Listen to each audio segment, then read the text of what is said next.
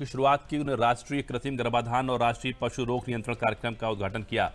प्रधानमंत्री ने मथुरा से स्वच्छता ही सेवा अभियान की भी शुरुआत की। प्रधानमंत्री ने कहा कि श्री कृष्ण की परिकल्पना बिना पर्यावरण के अधूरी है। पर्यावरण और पशुधन भारत के आर्थिक चिंतन का अहम हिस्सा है।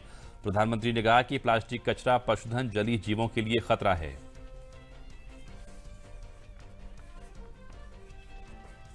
प्रधानमंत्री ने कहा कि 5 साल के भीतर 51 करोड़ पशुधन का टीकाकरण किया जाएगा। उन्होंने कहा कि इससे पशुधन की बेहतर देखभाल, पशुधन स्वास्थ्य रक्षा और किसानों की आय दोगुनी करने के लक्ष्य को भी हासिल करने में मदद मिलेगी।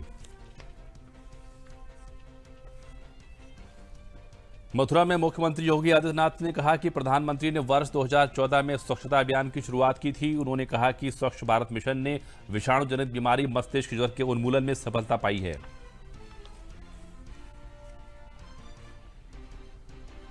मुख्यमंत्री ने कहा कि विषाणु जनित बीमारी और मस्तिष्क ज्वर से प्रदेश के 38 जनपद विगत 40 वर्षों से प्रभावित थे।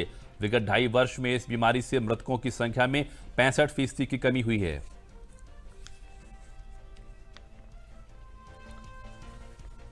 केंद्रीय मंत्री स्मृति ईरानी ने अमेठी कस्बे में स्थित तालाब की जमीन का निरीक्षण किया और कहा कि इस तालाब का सौंदर्यीकरण कर इसे झील का रूप दिया जाएगा।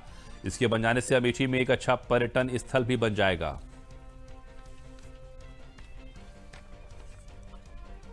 संयुक्त राष्ट्र मानवाधिकार परिषद की बैठक में पाकिस्तान के झूठ का भारत ने करारा जवाब दिया है। भारत ने कहा कि कश्मीर पूरी तरीके से भारत का आंतरिक मामला है और वहां पर जो भी पाबंदियां लगाई गई हैं वो एहतियात के तौर पर लगाई गई हैं। संयुक्त राष्ट्र मानवाधिकार की बैठक से इतर मीडिया में बयान देते वक्त पाकिस्तानी विदेश मंत्री शाह महमूद कुरैशी ने स्वीकार कर लिया कि जम्मू कश्मीर भारत का राज्य है। इस बीच कश्मीर में हालात सामान्य हैं और पाबंदियों में ढील दी जा रही है।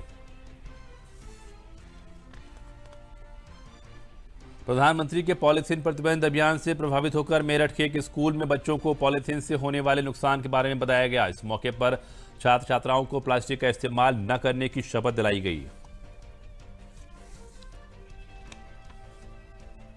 बदायूं के दातागंज तहसील के हथनी भूड़ गांव में दीनदयाल उपाध्याय ग्राम ज्योति योजना के तहत विद्युतीकरण कर गांव को बिजली से रोशन किया गया है। आजादी के 71 साल बाद इस गांव में बिजली पहुंची है और लोगों को अंधेरे से मुक्ति मिली है। जालौन में बुढ़वा मंगल के पर्व पर बेतवा नदी में टापू पर स्थित हनुमान मंदिर पर फंसे 19 श्रद्धालु को प्रशासन ने सुरक्षित निकाल लिया है। मंगलवार को नदी में अचानक पानी बढ़ने से ये सभी वहीं फंस गए थे।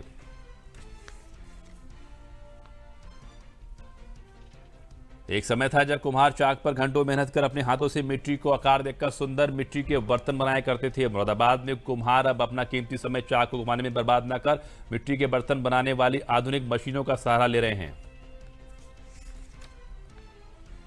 अयोध्या में भगवान राम का राज्याभिषेक व दीपोत्सव का शुभारंभ इस बार बेहद आकर्षक होगा। मुख्यमंत्री के निर्देश पर राम कथा पार्क का पुराना मंच तोड़कर 2 भव्य स्थायी मंच बनाए जाएंगे। इसका काम भी शुरू हो चुका है।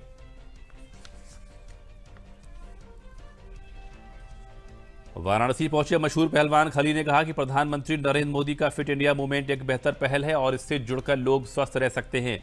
खली ने कहा कि वो इस मुहिम को 100 नहीं 200% सपोर्ट करते हैं।